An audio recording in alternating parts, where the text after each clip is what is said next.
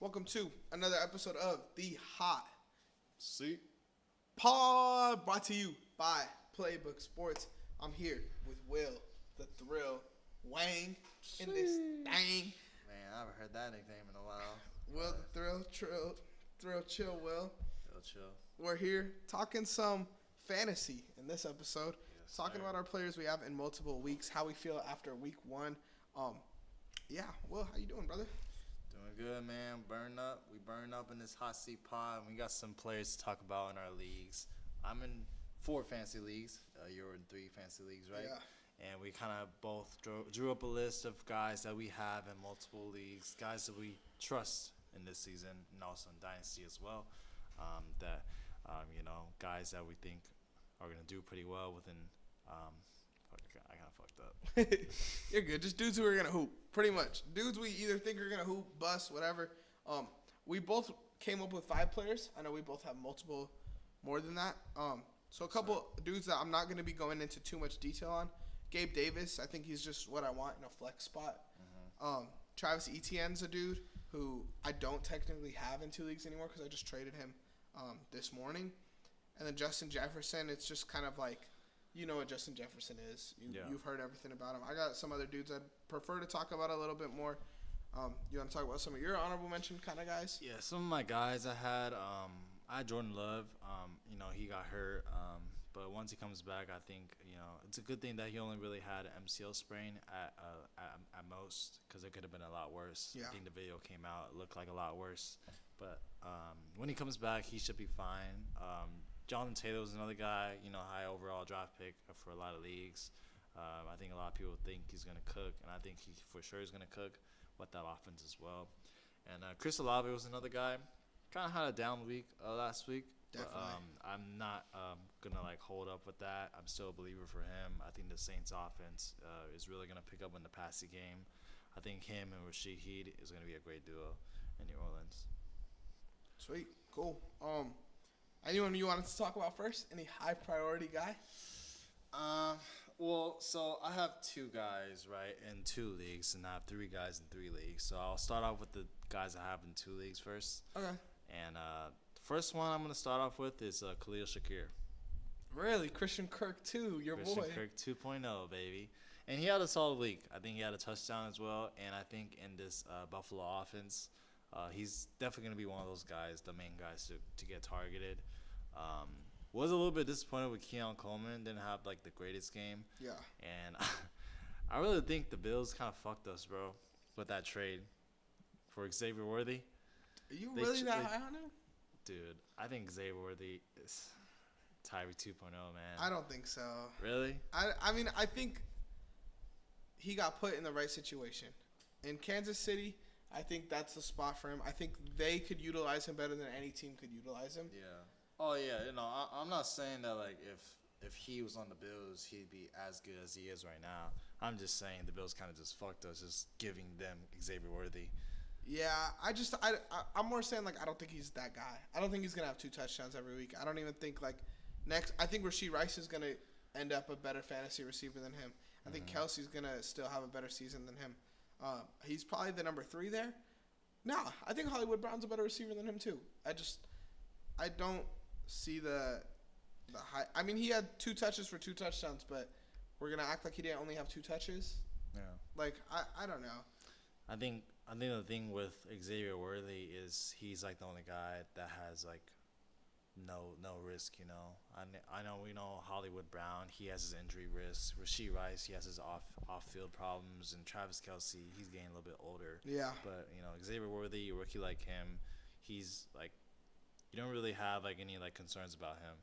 And his concern could be he's just fast. He's not fucking that good at football. I mean, fast is all you need, right? We see that Dolphins offense. I don't know, because, you look at, Tyreek and, A-Chain, those are, good, great football players, too, I think he's, obviously, I'm being a dick, he's a good football player, but there's just, and I don't think he's John Ross. I think he's better than that. Yeah, for sure. But there's just dudes who I think are more talented than him, and I think Keon Coleman's one of them. I'm not going to count Keon Coleman out yet. Shout out to Xavier Worthy for having a great first week, but I need to see it the rest of the season. I need to see him more consistent. on a more consistent base. Because, like, again, like, one of his touchdowns was off of broken coverage, bro. Like, it's not like he cooked people. You know, he's just fast. He burned them, and they're going to figure that out by the end of the year. I think what's good about having him there is he's always a threat. Like, you have to game plan for a dude like that, but I just think we're going to see a lot of games where he has 3 touches for 5 yards. Like, it's not going to be this every week. This was his ceiling. He hit a ceiling. I don't think it gets that much better than that. A dude I think that's better than him is a dude I had in 2 of my leagues, and that's Brian Thomas Jr. I like him. I like Brian Thomas. I wish I had him in more leagues. Yeah. I think what he did last week was what you want in a week 1 rookie. You know, like 4 receptions, 50 yards, a touchdown. Like, those are the things I'm looking for, where he's getting the touches, he's getting red zone work, he's getting a little bit of all of that. Yeah, I mean, he caught every ball he got thrown. Like, the only problem that kind of scares me is I don't think Christian Kirk will be as bad as he was last week. So I'd want to see him with like a full Christian Kirk, but for sure, I like him. Yeah, no, I like him as well. I think he has great footwork. I think he was probably the second. He probably had the second highest performance as a rookie receiver, right? Other than Xavier Worthy. Yeah, I think so. Off the top of my head, so I think he's going to be that guy, especially for the future as well. So if you have him in Dynasty, I think you struck gold. Thank you. I have him in Dynasty. I think you struck gold. Yeah, I mean, there's another dude I want to talk about really bad. I'm kind of fiending, so I'm going to skip you. Go for it. Cortland Sutton, bro. Sorry. Let's go, man. I'm feeling good about Cortland Sutton. Yeah? Yeah, I know he had 4 catches for 38 yards, but he had 12 targets, bro. Yeah. I don't think any other week he gets 12 targets and has under 40 yards. That's 100 yards and a couple touchdowns, bro. And, I mean, you're the Broncos fan here. You could attest to, like, he's a good receiver, bro. He's a really good receiver. He's a great receiver, man. And he's kind of proven that his whole career for sure. And I think Bo Nix likes his tall guys. Devon Villett was another guy that we picked up undrafted, and he had a great performance as well. So I think with him, Sutton, and then Troy Franklin coming back, that's gonna be a tall duo, man. Feeling good. Everyone's at least 6'3" in that trio right there. So that's gonna be nice. So I'm really excited. For Cortland Sutton. It just sucks that he's a little bit older now. So like, I really don't think he's gonna like see the day when we like really make it to get serious and make it to the playoffs like that. He's not gonna see the day or be on the roster. Be on the roster and see the day on the field. Yeah, I mean, I think he can maybe still be there. A 32, 33-year-old Cortland Sutton. I mean, he's still gonna be tall as fuck. Still gonna be a red zone threat. Yeah. But yeah, I get what you're saying. He definitely doesn't fit this team's timeline as much. Yeah, no, definitely. As long as he stays healthy, man. Special. It's good for him. Next thing I want to talk about was Jonathan Brooks. I really like him, man. Okay. Even before this season, I like him too. Really? Yeah. And I know he was the first running back drafted on the board. And to kind of just name some throughout the history, 2022 we had Breece Hall. 2021 we had Najee Harris. 2020 we had Clyde Edwards-Helaire, who had a really good rookie season, right? He's good. Just the mental health stuff. Yeah. Like he's a great running back. Definitely. 2019 we had Josh Jacobs. So that's just name a few running backs that got taken as the first selection in that position. And I think Jonathan Brooks really just kind of really fits. Is gonna fit in that category at least. Yeah. I know with his injury, that's just the biggest concern here. But as a guy like him, so young, just coming out of college, still going through rehab, I think he's still gonna I think he's that guy. We already saw what he did before. I think he can replicate that in Carolina. As far as long as if they could fix up some things in the O-line, I think he'll be great. Yeah, I definitely don't like him for this year, bro. Because especially that O-line, I don't think that offense is that good. I feel like all those running backs you named came into good offenses, and I just don't think Jonathan Brooks he's coming into a shit offense, bro. That offense is gonna be dog shit this year. Yeah. And that O-line is gonna get him tackled, and coming off an injury, bro, you don't want that. Especially this year. I wouldn't be surprised if they just sit him the rest of the year, just kind of all right, we'll get you next year, bro. But if they go into the season 0-7, they might as well sit him. Honestly. Yeah, why risk that, bro? It's and Miles Sanders and Chuba, had shit week ones, bro. Like they didn't look. They need John Brooks, obviously, but I feel like if like your veteran dudes like aren't hooping because your team is so ass, then why put a rookie out there who's already in danger of being hurt? You know, I'd say thug it out, let him fully heal up, come into 2025 healthy. Hopefully Bryce Young could bounce back a little bit that season too. Yeah, I mean Jonathan Brooks, like obviously in the long run, I think he's a great investment. I agree. As well. But yeah, I think it's just all about just fixing that problem in the O line. Yeah. But I do think he's like a couple tiers above than like Chuba and like Miles Sanders. I don't know about this year, but I agree with you as a running back. Yeah, fuck yeah, he's a beast, bro. You know who's not a beast? This dude, bro. This guy's gonna get cut on all my fantasy teams. Have him in 2 leagues. Fuck you, Luke Musgrave. Luke Musgrave, you are a hoe, bro. I'm sorry. 2 targets, 0 points, was in 20% of the snaps. Tucker Kraft looked good, bro. But yeah, Luke Musgrave's gonna get cut, bro. Like ETN, Gabe Davis, Justin Jefferson. I could have talked about those guys, but I just would rather say fuck you to Luke Musgrave because fuck you. Tucker Kraft season, baby. It is. I firmly believe in that, bro. Musgrave, it's like he should be a lot better of a receiving back. I always thought Kraft was more of a blocker than Musgrave, but Musgrave just didn't do shit up there, bro. He was just out there taking snaps. And there's way too much competition in Green Bay. Yeah. I don't think they really need a guy like Musgrave to like really go to. So. No way. They have Romeo Dobbs for that. Yeah, definitely. As we go into like a few guys that I had in 3 leagues, I'm gonna start off with Calvin Ridley. Wow, that's a surprise. Yeah. And I was pretty surprised too, honestly, when I was looking through these leagues. But I really like Calvin Ridley, so you know it kind of pans out. I do think he's a receiver one in Tennessee. He had an okay week in week 1. I think Levis just kind of needs to build that connection with him. I think people forget, you know, how good Calvin Ridley was, and I think he still is. So I just have him. What do you think about Calvin Ridley? I don't know how to feel about Calvin Ridley. Like, obviously, Calvin Ridley is a good receiver, but, I mean, with Trevor Lawrence last year, he didn't look all that. And then now he's playing with Will Levis. Yeah. So it's kind of Calvin Ridley to me could be a receiver that hits 1,200 yards this year or like 800. You know, he's kind of up and down, but I do like him. I hope he has a good season. I'm not a Calvin Ridley hater by any means. I do think this Titans offense is a little bit better than what they showed in week 1. Yeah. So I wouldn't buy out of Calvin Ridley after week 1. But yeah, I like Calvin Ridley. I like my other guys more though. My next guy, Michael Pittman Jr. You know, he was guarded by the best cornerback in the league week 1, so he didn't have his best performance. 4 receptions, 8 targets, 31 yards, 7 fantasy points. I think he'll have a little bit of a better week this week. They're playing the Packers, right?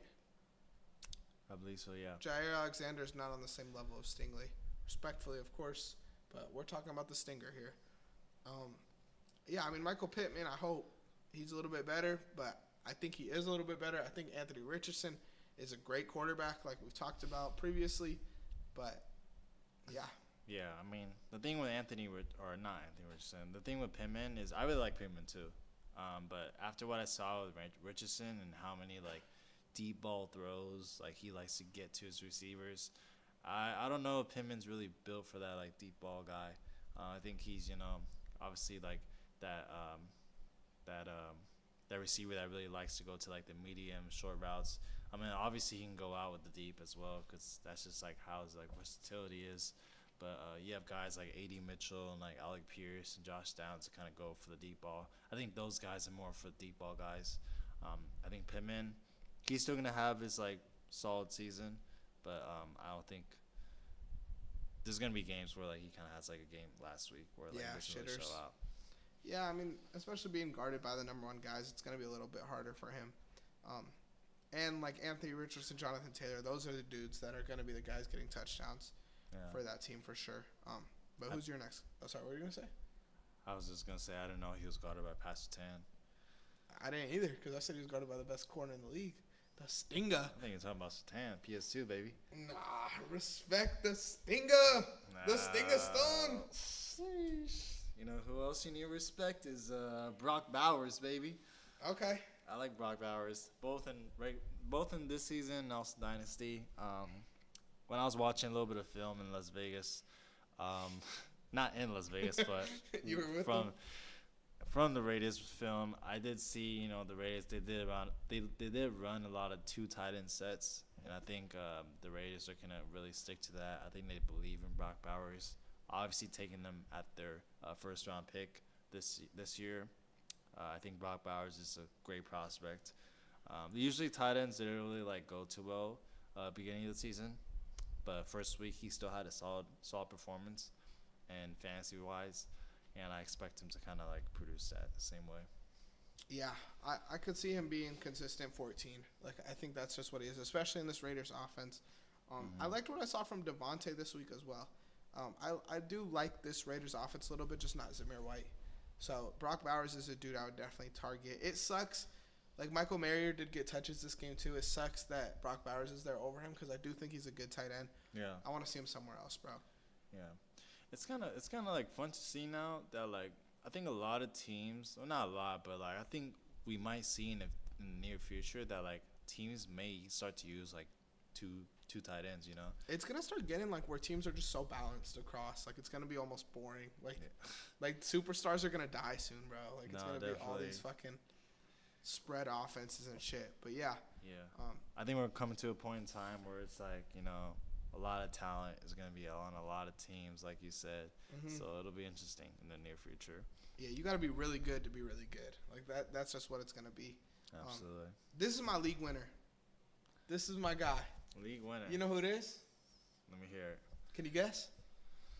You're in all three of my league or two of my leagues with me, but I think I have What this guy. position? Receiver. Uh, I talked about this guy a lot this offseason. Christian Kirk. Nah. Think higher up on my list. Higher as in, is this a sleeper or No, this is a guy. A guy. guy? I think I had him as my wide receiver like 8 in the offseason. Really? This week he had 6 receptions, 7 targets, 86 yards, 14 fantasy points. Solid performance. I don't know. I'm kind of drawing a blank. Who is it? George Pickens. My dog, George Pickens, is my fantasy league winner. He's like he's a wide receiver 1 and a wide receiver 2 mold, bro. Like, I think he could finish in that top 5 of receivers this year fantasy wise. Especially with that game being so like low scoring for him to still have 14 fantasy points without a touchdown. Yeah, he's my favorite player I got in a lot of my leagues. Yeah, I mean George Pickens. That was another guy I was gonna talk about as well. That isn't the guy I was gonna talk about now, but I also have him in 2 leagues. I really like him as well. But it's gonna be unfortunate that he's gonna get locked up this week By who? by the best corner in the league. I had another plan. Yeah, but George Pickens is a great receiver, man. I mean, like you said, underrated, man. I think a lot of the fantasy rates have him a lot lower, but we have him a lot higher. Yeah. So I could completely agree with you with that.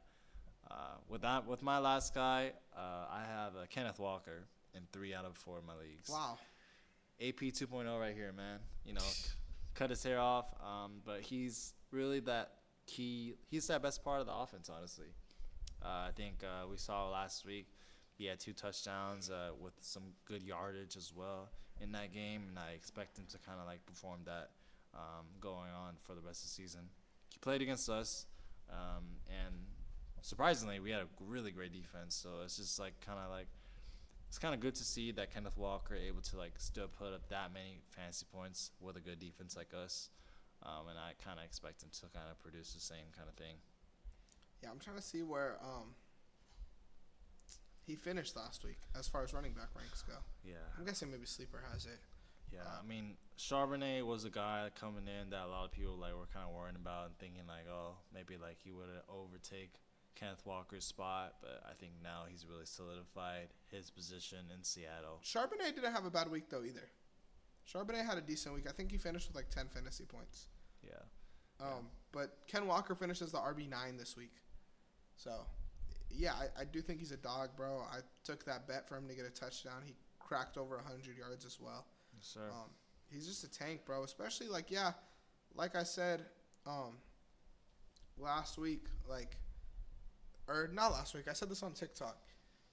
DK being locked up leads to like Kenneth Walker games. So anytime the Seahawks play against a good corner, bro, take Kenneth Walker's over on everything. Just Absolutely. feed your family on Kenneth Walker, bro. Feed on Kenneth. Let him feed you. Let him feed you. Feed us some subscribers. Subscribe to us and we'll eat you. Simple as that. Make sure you guys like, subscribe, follow, ring the bell. Follow us on Twitter, Instagram, TikTok. But most importantly, let them know what they need to do. Run the play, baby. Boom.